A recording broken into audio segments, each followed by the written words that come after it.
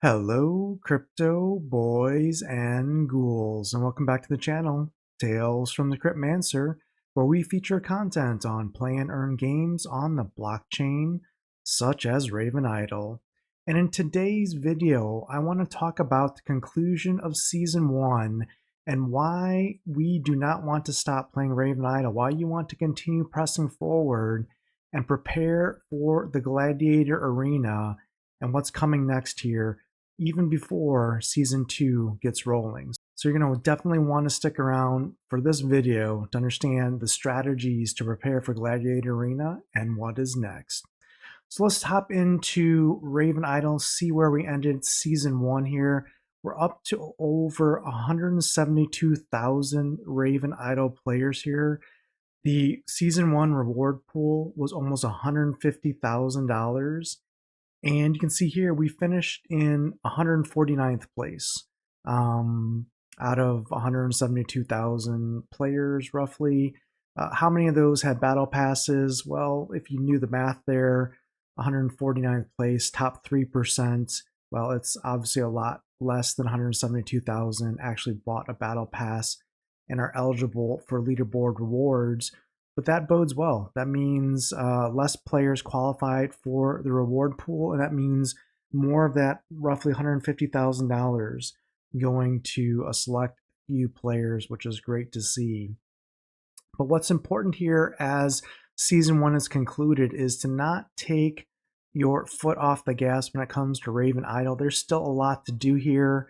If you watched our previous video talking about what's coming in season 2, well, the main thing to look forward to right now to be working towards, in my opinion, is Gladiator Arena. Now, Gladiator Arena functionality is unlocked. It is a new game mode within RavenIdle. It uses your legacy character, so it's going to use your permanent character in RavenIdle, and the reward pool is going to open up here. We don't know exactly when, but more than likely it's going to be before season 2 starts, and it could be pretty soon. So you're going to want to be continuing to level your character and do things for your character to prepare specifically for Gladiator Arena, the PvP combat in RavenIdle, to get your share of the upcoming Gladiator reward pool. Now, for those who have not started RavenIdle yet, now's a great time to get in here to build your legacy character to compete for the Gladiator Arena reward pool. You can use the link in the video description below to get started and get free monk coins when you eventually buy a battle pass here for season 2. But let's talk about Gladiator Arena and how it's different from other parts of season 1 and the RavenIdle gameplay here. So Gladiator Arena is PvP. It's an MMR ranked system where you battle other players, and when you win, you go up in rank. And the higher the rank, the better the rewards you're going to get. And because it is PvP, it's going to be different because you're not battling monsters in dungeons or just monster farming. You're battling other players that have, well, hopefully combinations and stuff that are going to kind of try and thwart your rotation, your skills, and your build. And that's why we're going to talk about a couple things in this video today, baseline strategies that you can employ now to prepare for this new reward pool. The first thing that's important is to be continuing to level your legacy character. Levels are going to matter because they're going to give you stats, unlock the abilities and skills you're going to need. And yeah, so you want to get as high a level as possible, get your archetypes to, especially the ones you're going to use for the Gladiator Arena, get those to the highest level possible now in this kind of season 2 waiting period. So definitely levels are key.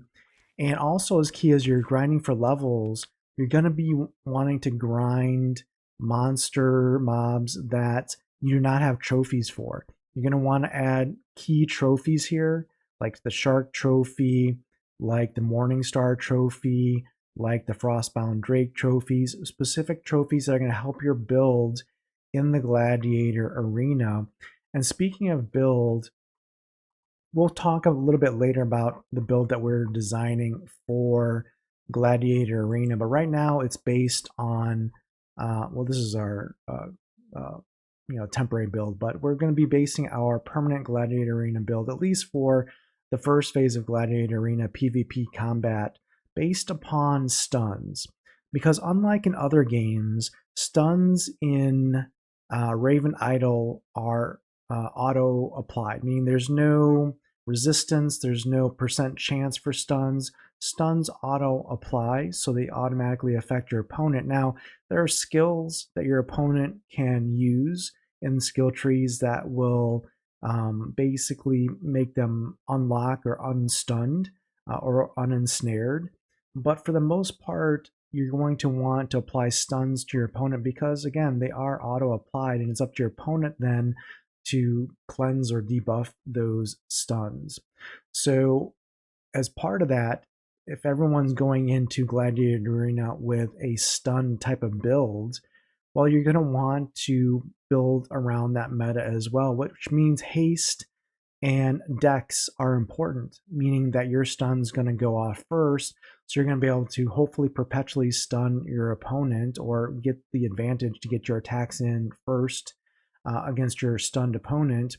So haste, dex, and cooldown reduction are going to be key in the PvP arena here. We're not going to go into the rotation or the specific skills in this video. Stay tuned for a future video on that, and we're going to talk about timing of rotation and rotation mapping and planning. But suffice to say, for now, you're going to want to be farming monsters, leveling your legacy level, collecting your trophies, and you're also going to be wanting to get at least T5 gear across the board for your weapons and your armor.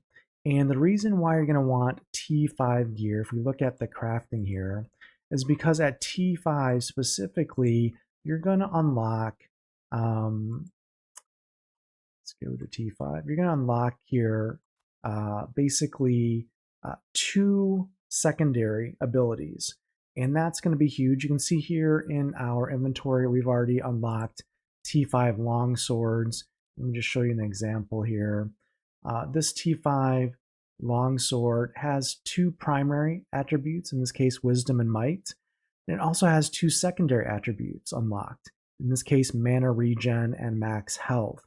So you're going to want to get basically that secondary or that second secondary attribute unlocked for your gear when you're going in PvP at a minimum to basically have an advantage, a stat advantage and an ability, essentially a regen advantage, ideally over your opponent. So that's another thing we're going to want to do is, again, work towards getting our required, for example, blacksmithing and getting our required rolls. And you can see here I've rolled so far 4 T5s. I'm going to roll another 2 here shortly, just to make sure, again, we're going to focus on specific secondaries and primaries. In this case, I have mana regen and max health. Mana regen, very good. Max health, not so much.